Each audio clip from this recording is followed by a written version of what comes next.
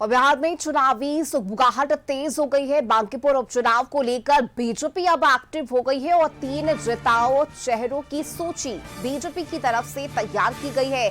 1-2 दिन में केंद्रीय नेतृत्व को नाम भेजे जाएंगे और केंद्रीय नेतृत्व उम्मीदवार पर अंतिम मोहर लगाएगा। 13 जुलाई को अंतिम दिन हो सकता है नामांकन का। कोर कमेटी की बैठक में उम्मीदवारों पर मंथन हुआ है और बैठक में सम्राट चौधरी समेत कई वरिष्ठ नेता मौजूद रहे। भाजपा परंपरा के अनुसार केंद्रीय नेतृत्व इसका अंतिम फैसला लेगा। राष्ट्रीय अध्यक्ष नितिन नवीन की पसंद को प्राथमिकता मिलेगी। और देखिए, बांकीपुर सीट बचाने के लिए भाजपा ने अपनी चुनावी तैयारी अब तेज कर दी है।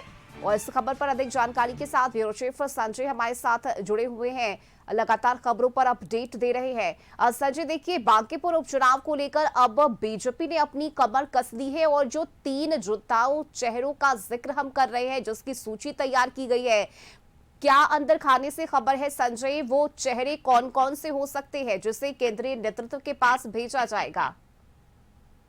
देखिए रश्मि, कल जैसा कि आपको पता है बांकीपुर विधानसभा सीट पर होने वाले उपचुनाव को लेकर बीजेपी ने कल बैठक बुलाई थी और कोर कमेटी की यह बैठक थी। इस बैठक में पार्टी ने अपनी रणनीति लगभग तय कर ली है।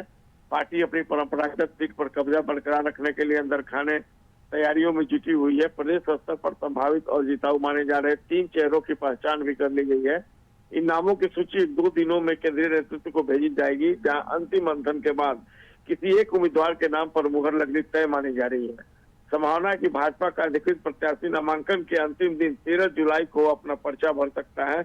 रविवार को जो सम्राट चौधरी मुख्यमंत्री हैं, तो वो भी बैठक में मौजूद थे। बैठक में गिरिराज सिंह, विजय कुमार सिन्हा, दिलीप जायसवाल, पूर्व प्रदेश अध्यक्ष राधा मोहन सिंह, मंगल पांडे, संजय जायसवाल, प्रदेश संगठन महामंत्री भिक्खू भाई दलसानिया समेत कई सीनियर जो लीडर हैं वो इस बैठक में शामिल थे। बैठक में बांकीपुर चुनाव के संभावित उम्मीदवारों और चुनावी रणनीति पर विस्तार से चर्चा की गई। भाजपा की परंपरा के अनुसार उम्मीदवार के चयन का अंतिम फैसला केंद्रीय नेतृत्व ही करेगा, जबकि प्रदेश इकाई योग्य नामों की अनुशंसा करेगी।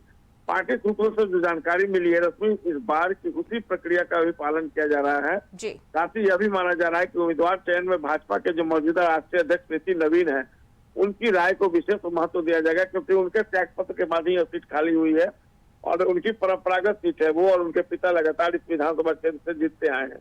नितिन नवीन के इस्तीफा के बाद अब देखना होगा किस तरह ऐसे प्रत्याशियों का चयन जो है वो होता है। अंतिम नाम जो होगा उस पर किस तरीके से केंद्रीय नेतृत्व जो है वो मुहर लगाता है। तो निश्चित तौर पर यह काफी महत्वपूर्ण फैसला लिया जा चुका है।